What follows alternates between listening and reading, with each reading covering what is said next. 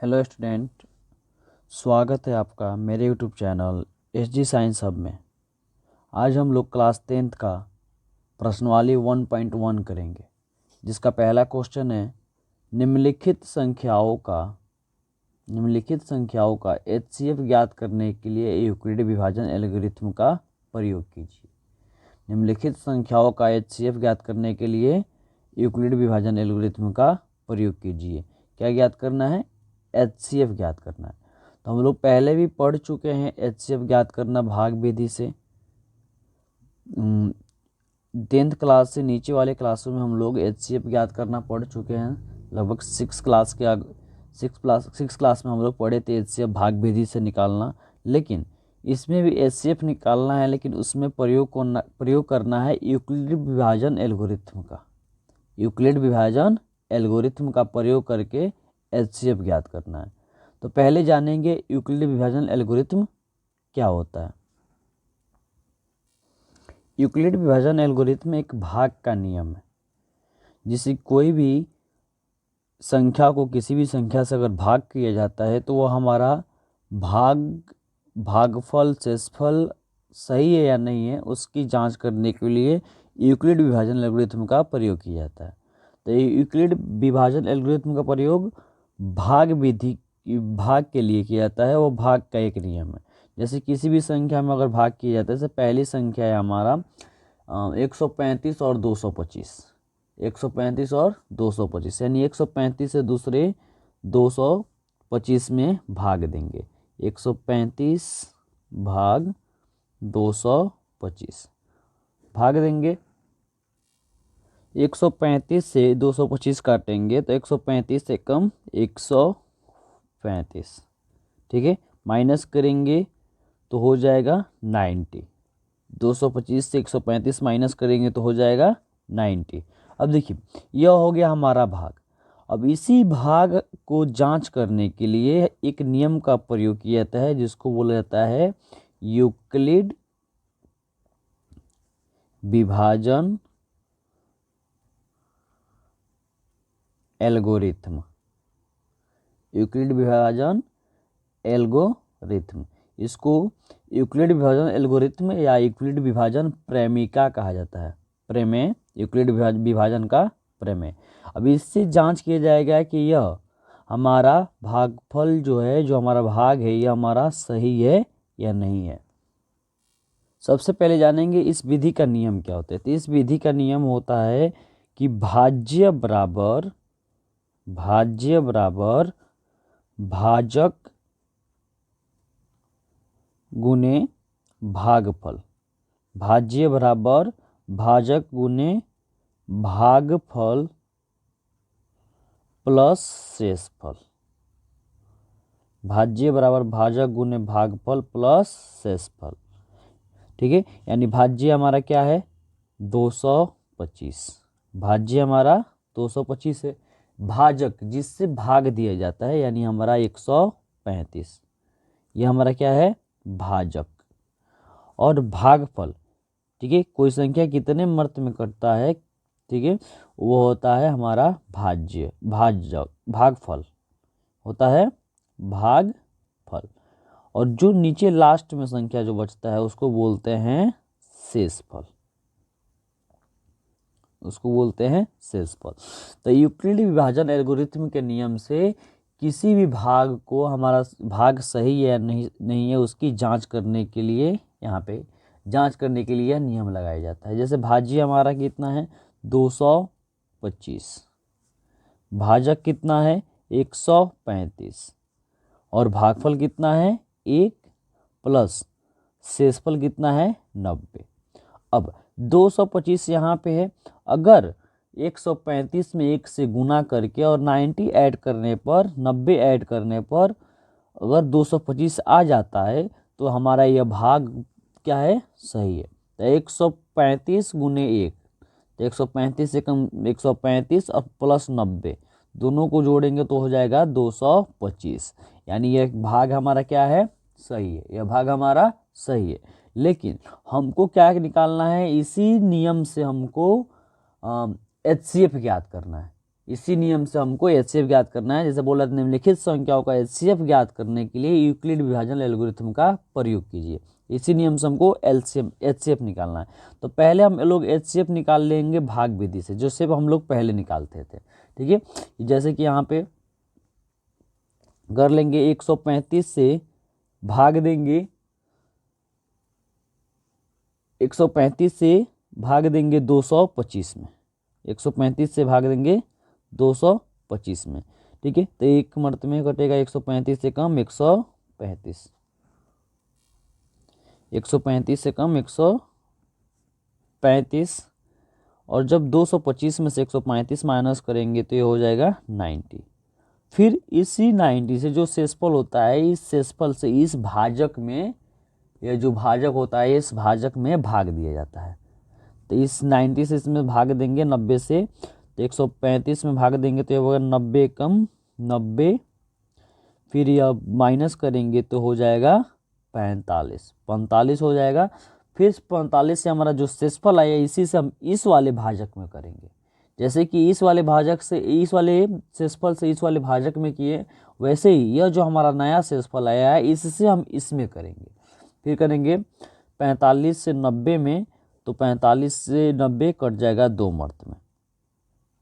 ठीक है, कट गया।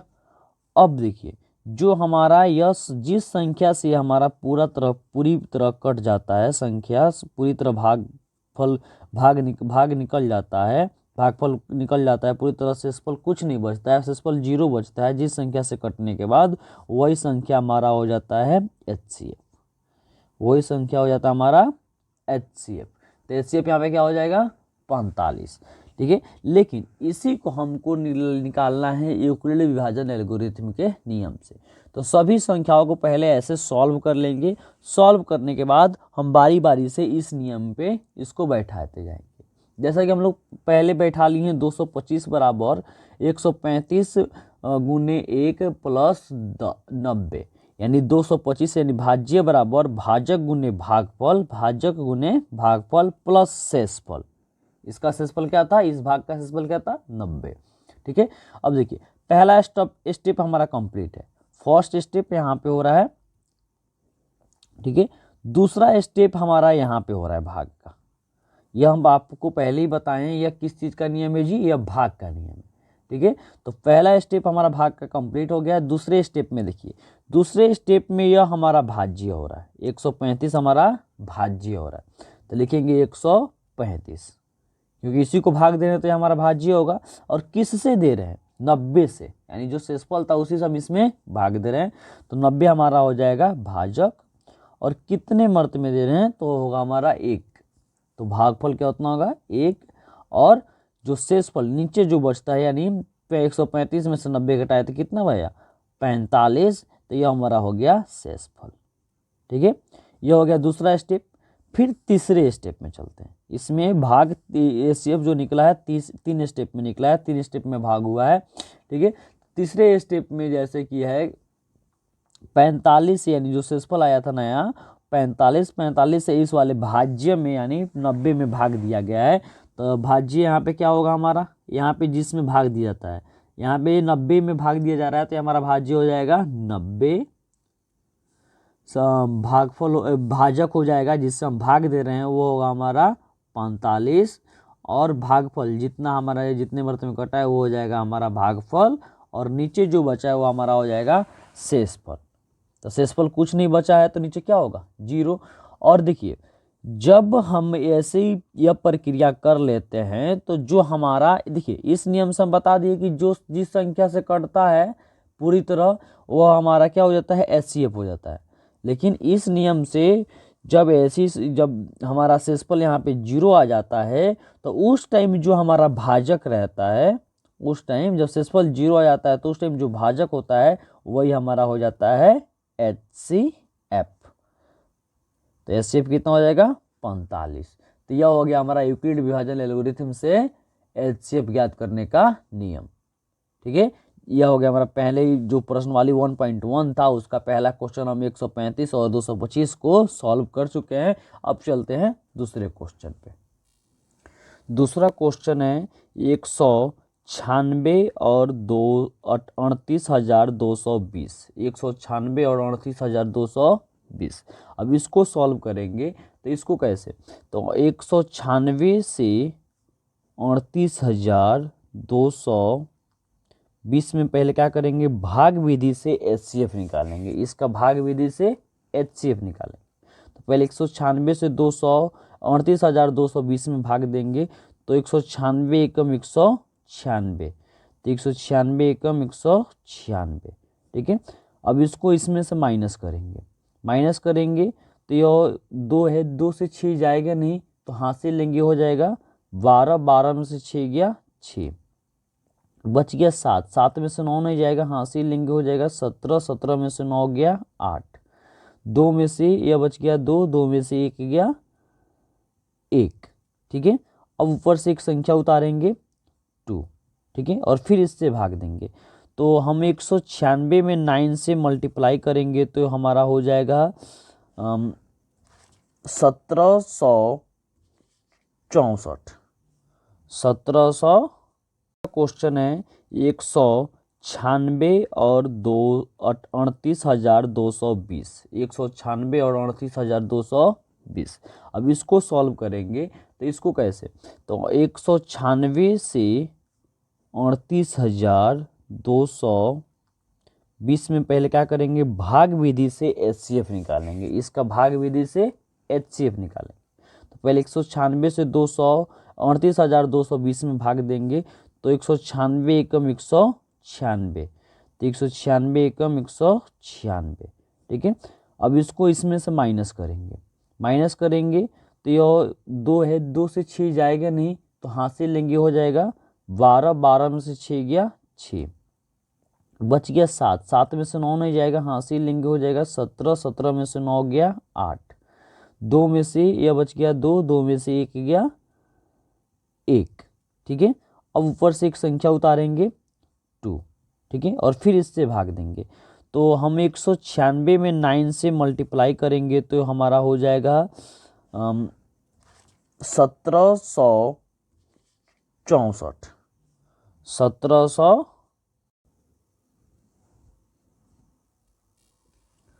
1764, 1764 को 1862 में से माइनस करेंगे, 2 में से 4 नहीं जाएगा, हासिल लेंगे 12, 12 में से 4 गया, हो जाएगा 8, ठीक है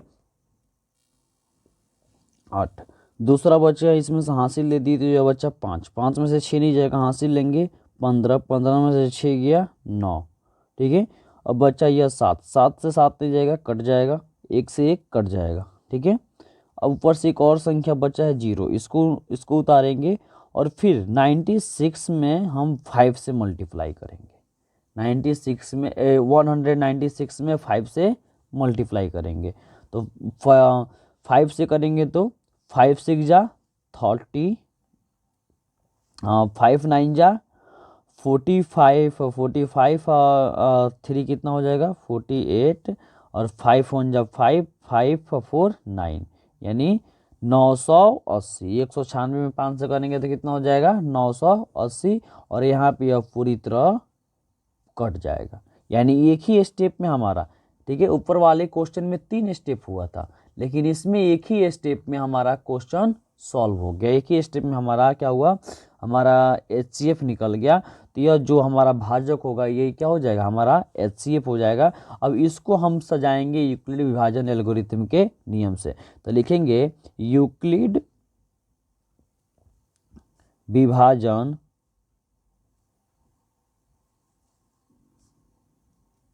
एल्गोरिथम से, यूक्लिड विभाजन एल्गोरिथम से।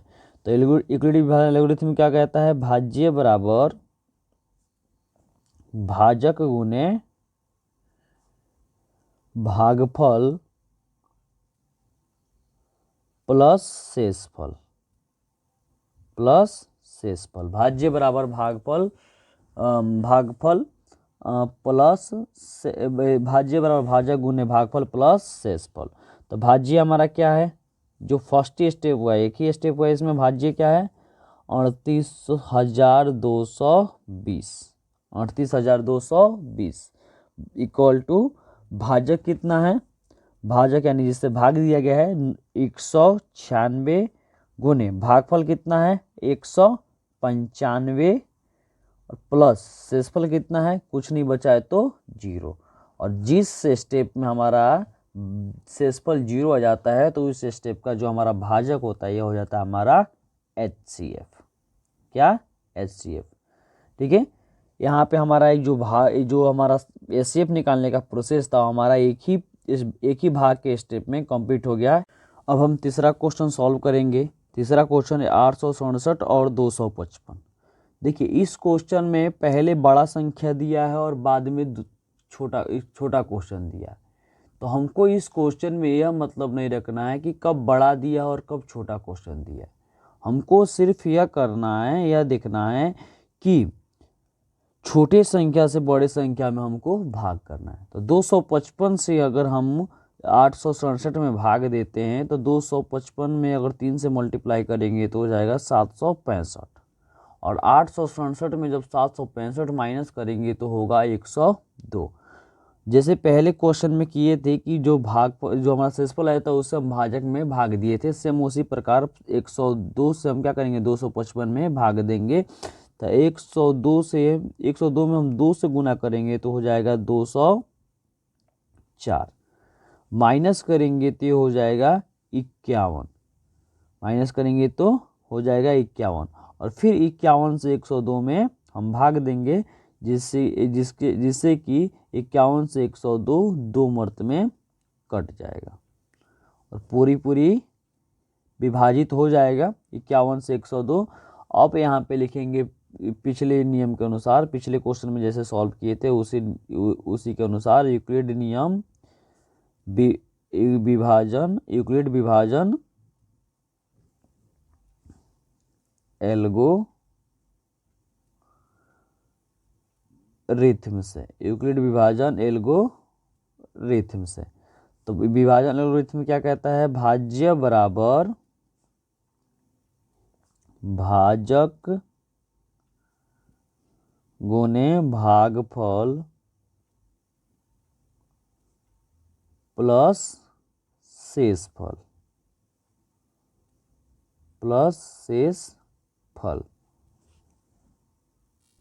अब इसमें देखिए, इसमें जो भाग है 3 स्टेप में हुआ है। एक स्टेप एक यहाँ पे हुआ है, दूसरा स्टेप यहाँ पे और तीसरा स्टेप यहाँ पे। तो जो हमारा यूक्लिड विभाजन एल्गोरिथम का भी 3 स्टेप में करेंगे, सजाएंगे। तो पहला होगा हमारा पहला भाग क्या है जी 867 भाज्य 867 भाजक 255 भागफल 3 और शेषफल 102। दूसरे स्टेप में हमारा भाज्य क्या है 255, भाजक क्या है 102, भागफल क्या है 2 और शेषफल 51। तीसरे स्टेप में हमारा भाज्य है 102, भाजक है 51 और भागफल है 2 और शेषफल है 0। तो आप लोगों को जैसे पहले ही बताए थे, जिस स्टेप में हमारा शेषफल 0 आता है उसी स्टेप का जो भाजक होता है वो हमारा HCF हो जाता है। ठीक है, तो प्रश्नवाली 1.1 का जो पहले नंबर का 3 क्वेश्चन था, उन तीनों क्वेश्चन को हम यूक्लिड विभाजन एल्गोरिथम से क्या कर लिए, सॉल्व कर लिए। अब चलते हैं हम प्रश्नवाली के दूसरे क्वेश्चन पे। दूसरा क्वेश्चन है कि दर्शाइए कि कोई भी धनात्मक विषम पूर्णांक, दर्शाइए कि कोई भी धनात्मक विषम पूर्णांक 6q+1, 6q+3 या 6q+5 के रूप का होता है, जहां q कोई पूर्णांक हो। हमको क्या दर्शाना है जी, कोई एक धनात्मक यानी प्लस वाली संख्या है। ठीक है, जैसे आपको बताए थे पूर्णांक संख्या में एक धनात्मक संख्या होती है, एक ऋणात्मक होती है। ऋणात्मक में माइनस लगा रहता है और धनात्मक में कुछ नहीं लगा रहता है, वो प्लस में होती है। तो देखो हमको धनात्मक विषम पूर्णांक, तो विषम पूर्णांक किसे कहते हैं, तो सम संख्या वह संख्या होती है, विषम संख्या वह संख्या होती है जो 2 से विभाजित नहीं होती है, ठीक है, तो ऐसी संख्याओं को विषम पूर्णांक कहा जाता है, ठीक है। तो हमको दर्शाना है कि दर्शाइए कि कोई भी धनात्मक विषम पूर्णांक 6q+1, 6q+3 या 6q+5 के रूप का होता है, जहाँ q क्या हो, कोई भी पूर्णांक हो, q कोई भी धनात्मक पूर्णांक हो, 1 हो, 2 हो, 3 हो, 4 हो, 5 हो, कुछ भी हो सकता है, q कोई भी पूर्णांक हो। तो लिखेंगे, पहले लिखेंगे माना कि q बराबर 1। पहले q का मान 1 रख के हम जांच कर लेते हैं। लिखेंगे माना कि q बराबर 1, तो पहला रूप हमारा क्या है, 6q+1। तो 6 का 6, q का मान क्या रखे हैं 1 प्लस 1 का 1। 6 से 1 में गुना करेंगे तो क्या हो जाएगा 6, तो 6 + 1 = 7, ठीक है। दूसरा रूप है हमारा 6q+3, यानी 6 गुने q का मान कितना 1 + 3 = 6 + 3 = 9। तीसरा रूप है हमारा 6q+5, यानी 6 × q का मान 1 + 5 का 5, 6 का 6, 6 कम 6 और 5 का 5, 6 5 11। देखिए पहला जो हम माने q का मान कोई एक धनात्मक पूर्णांक के लिए, ठीक है, एक पूर्णांक के लिए वो होता है कि माने हम क्या 1। तो जैसे बोल रहा था कि यह जो रूप है 6q+1, 6q+3 और 6q+5, यह एक विषम पूर्णांक का है, यानी इसमें अगर q का मान हम कुछ भी रखते हैं, q का मान कोई भी पूर्णांक रखते हैं तो हमको एक विषम पूर्णांक प्राप्त होता है। तो जैसे कि हमने पहला माना कि q बराबर अगर 1 रखते हैं तो हमको क्या मिलता है, एक विषम पूर्णांक मिलता है तीनों रूप में। पहले रूप में भी 7 मिलता है, जो भी एक विषम पूर्णांक है, क्योंकि अभी 2 से विभाजित नहीं हो जाता, जो 2 से विभाजित नहीं होता है उसको बोलते हैं विषम पूर्णांक। तो पहले में मिला हमको 7, दूसरा 9 और तीसरा 11, तीनों का तीनों क्या है, विषम पूर्णांक है। चलिए अब दूसरा कोई पूर्णांक रख के जांच कर लेते हैं। लिखेंगे माना कि q बराबर, हम कोई सम संख्या ले लेते हैं, माना कि q बराबर 4, तो 6q+1 = 6। q का मान क्या रखाएगा, अब जैसे इसमें 1 रखाया तो इसमें क्या रखाएगा 4 प्लस कितना 1 का 1, तो 6 से 4 में गुना करेंगे तो हो जाएगा 24 + 1 = 25, ठीक है। ये हो गया हमारा पहला रूप, ठीक है। दूसरा रूप है हमारा 6q+3, तो 6 गुने 4 + 3, तो 6 चौके 24 + 3 = 27। तीसरा रूप है 6q+5, यानी 6 गुने 4 + 5 = 6 चौका 24 + 5, तो 24 + 5 कितना होता है 29। यानी देखिए पहले में हम एक पूर्णांक लिए 1, उसमें भी क्या आया, हमको एक विषम पूर्णांक प्राप्त हुआ। इसमें भी हमको, अगर हम एक सम संख्या लिए तब भी हमको एक विषम पूर्णांक प्राप्त हुआ। इससे क्या साबित होता है, इससे यह साबित होता है कि जो 6q+1, 6q+3 और 6q+5 है, एक विषम पूर्णांक, विषम पूर्णांक के रूप है, विषम पूर्णांक का रूप है, ठीक है। 6q +1, 6³+3, 6³+5 और 5 क्या है, एक विषम पूर्णांक के रूप का है। ठीक है, तो ऐसे हम क्या कर लेंगे, इसका जांच कर लेंगे। एक को आप क्यों हम A1 रखें और 4 रखें, आप क्यों का मान कुछ भी रख सकते हैं और कुछ भी रखिएगा तो इसका मान आपको एक विषम पूर्णांक प्राप्त होगा। इसके इसलिए हम इसको लिखेंगे कि 6³+1, 6³+3 और 6³+5 एक विषम पूर्णांक का रूप है। कोई दिक्कत? अब चलते हैं इस चैप्टर के प्रश्नावली 1.1 के तीसरे क्वेश्चन पे। लिखा है कि किसी परेड में 616 सदस्यों वाली एक सेना है। किसी परेड में 616 सदस्यों वाली एक सेना यानी आर्मी की टुकड़ी को 32 सदस्यों वाले एक आर्मी बैंड के पीछे मार्च करना है। समूहों को समान संख्या वाले स्तंभों में मार्च करना है। उन स्तंभों की संख्या क्या है जिसमें वे मार्च कर सकते हैं।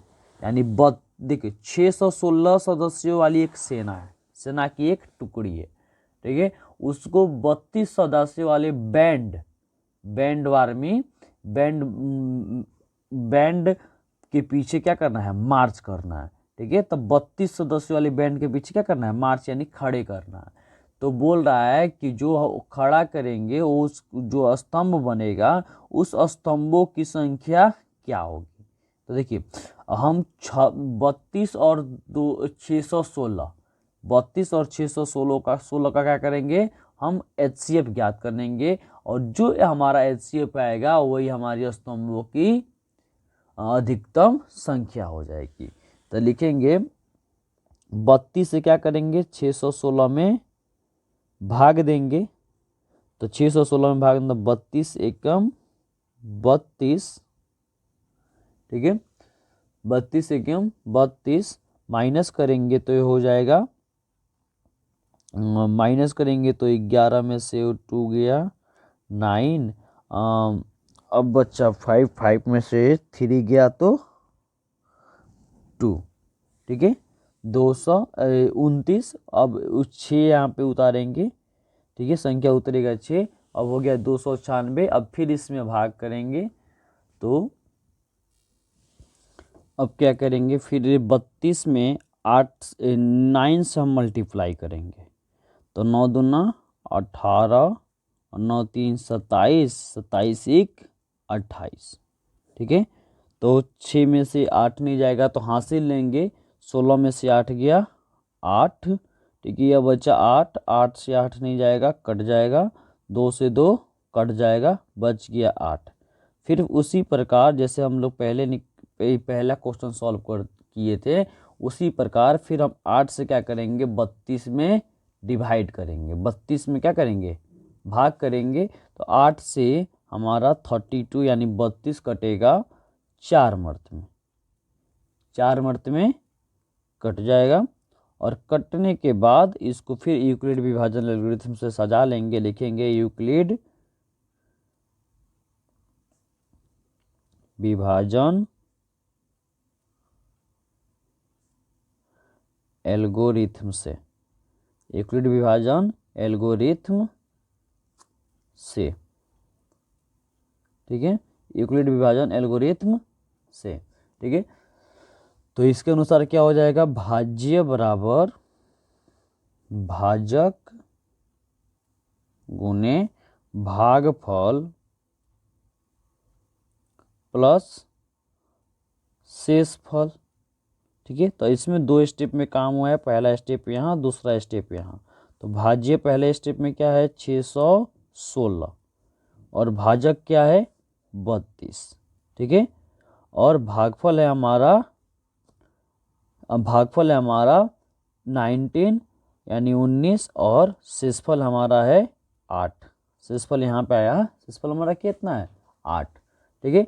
दूसरे स्टेप में हमारा भाज्य है 32, भाजक है 8, भागफल है 4 और शेषफल कुछ नहीं है तो क्या है 0। तो इसका HCF क्या होगा यानी जिस स्टेप में हमारा है शेषफल क्या आता है, 0 आता है, उसमें हमारा भाजक क्या होगा, HCF हो जाएगा। ठीक है, तो 616 और 32 का HCF कितना आ गया, 8। अब हमको इस क्वेश्चन का आंसर देना है। लिखा था कितने अधिकतम स्तंभों की संख्या, अधिकतम स्तंभों की संख्या कितनी होगी, यानी कितने स्तंभों में उसको, उस आर्मी की टुकड़ी को हम मार्च कर सकते हैं। तो लिखेंगे अतः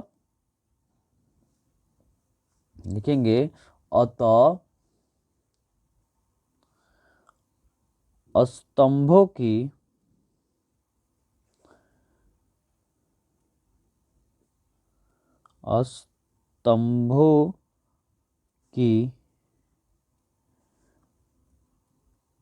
अधिकतम संख्या